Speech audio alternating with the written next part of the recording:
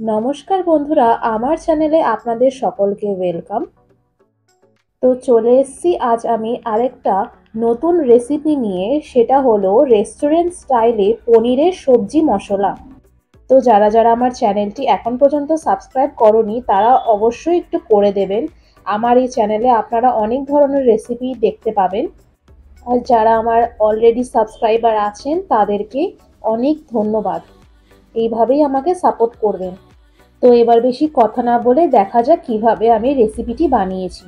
প্রথমে আমি খানিকটা তেল নিয়েছি। সেই তেলের মধ্যে আমি একটু ক্যাপসিকাম আর পেঁয়াজ কেটে রেখেছিলাম, সেটাকে আমি আগে ভেজে নিলাম। তারপর আমি 100 গ্রামের মতো পনির নিয়েছি, সেটাকে আমি চৌকো চৌকো শেপে কেটে নিয়ে এক এক করে সেগুলো আমি ভেজে নিচ্ছি। একটু গোল্ডেন ব্রাউন হয়ে যাওয়ার পর আমি এই পনিরগুলোকেও এক এক করে তুলে নিলাম। এবার আমি ফুলকপি, গাজর, বিনস আর আলু ছোট ছোট করে কেটে নিয়েছি আর সেটাকেই ভেজে নিচ্ছি ভালো করে। ভাজার সময় একটু শেষের দিকে আমি উপর থেকে একটু মটরও ছড়িয়ে দিচ্ছি, তাহলে মটরটাও ভাজা ভাজা হয়ে যাবে। সবজিগুলো ভালো করে ভাজা হয়ে গেলে আমি এগুলোকেও তুলে নেব।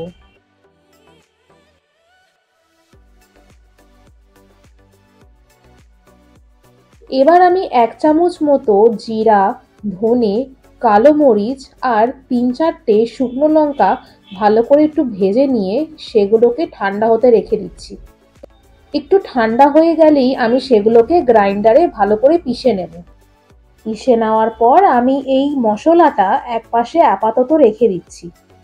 এবার আমি তাওয়ার মধ্যে একটু তেল নিয়েছি, তার মধ্যে অল্প করে একটু জিরা ছেড়ে দিলাম আর একটু পেঁয়াজ কুচি ছেড়ে দিয়েছি।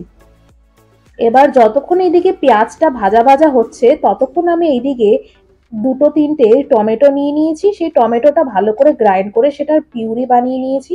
এবার এই পিউরিটাও আমি অ্যাড করে দিলাম। ভালো করে কিছুক্ষণ আমি এটাকে কষিয়ে নেব। তার মাঝে আমি একটুখানি স্বাদ অনুসার নুনও দিয়ে দিচ্ছি আর 1 চামচ মতো হলুদ দিয়ে দিচ্ছি আর একটুখানি কাশ্মীরি লঙ্কাও অ্যাড করে দিয়েছি। আপনারা যদি আমার মতোই ঝাল খেতে পছন্দ করেন তাহলে আপনারা একটুখানি কুচি করা কাঁচা লঙ্কাও ছেড়ে দেবেন।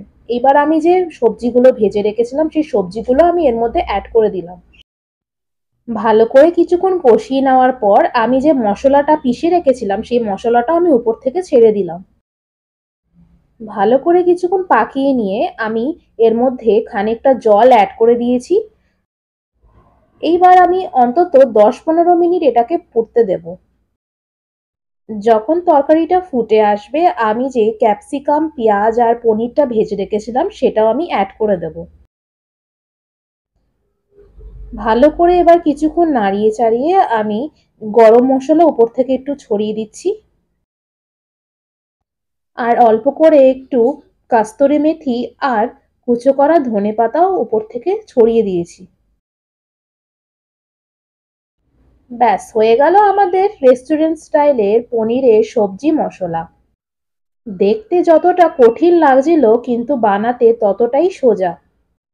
আপনারা এটা অবশ্যই ঘরে একবার ট্রাই করবেন আর আমাকে জানাবেন যে আপনাদের কেমন লাগলো।